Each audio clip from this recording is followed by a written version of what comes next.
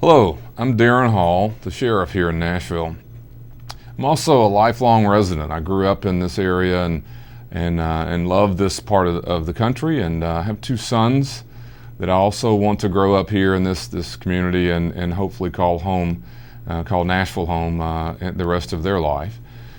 You know, I'm in a unique position in the role of sheriff in Nashville. I see a lot of evidence of people who make poor decisions, make some decisions that are very costly to the community in many ways. And I think because I see those choices in individuals that have made such a burden at times in this community, I've always been interested in finding people who are trying to help that.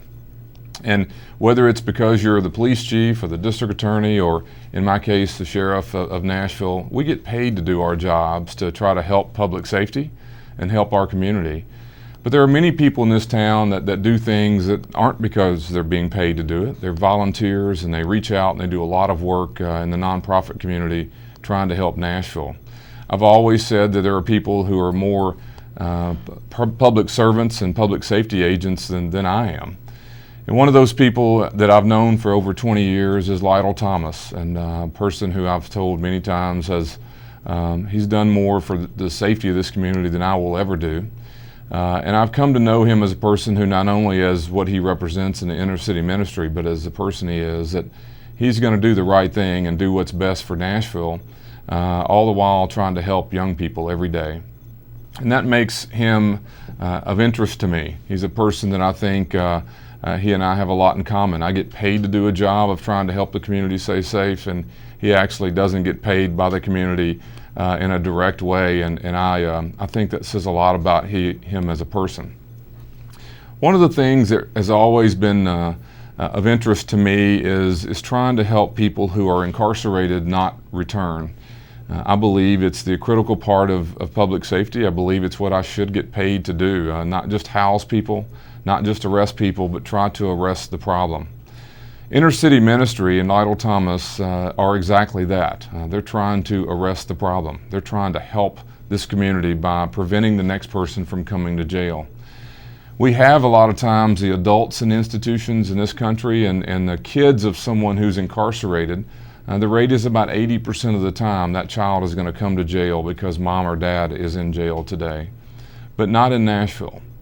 Because of inner city ministry and the work that they do every day and driving through the inner city and picking up children and taking them to church and having them a part of the ministry, we reduce the likelihood that child is going to come to jail, and inner city ministry is the reason that happens. I've had people ask me, well, what does that mean? Why is it important for the community to have such a thing? And I can talk to you in numbers. It's all about money. A lot of times people really get attracted to money and the numbers and why it affects them.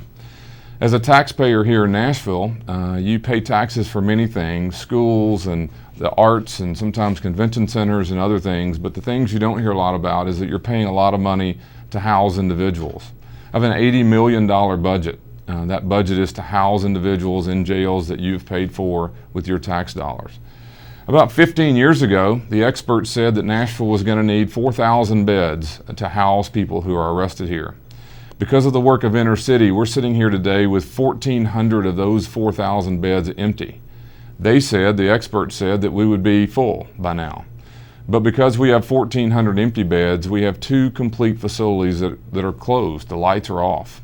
We've turned those facilities away. To be honest with you, that is saving you money. That's really what we should all be doing and hopefully be focused on. Because of inner city ministry and their ability to help young people not come to jail, those 1,400 empty beds equate to about $48 million a year that the taxpayers of Nashville are not having to pay. And to me, that's unheard of. That's half of the budget that I have today, and it's a large chunk of money that can be used in other places such as schools and helping young people in other ways. But you, as a person in this community, have a chance, whether you want to pay higher taxes because you don't do programs such as inner city ministry, and you need those beds to be full, your tax dollars are going to go up. Your rate of taxes would go up. But what we need, and what I'm asking you to do, is to support a program like Inner City Ministry with your money, which will allow them to do more in what is helping us today. And one of these days, not only 1,400 empty beds, maybe we won't need any jail facilities. That would be the dream of the city I'd love for my kids to grow up in. It's a place where I would love for you to support and one day call home for your children and grandchildren.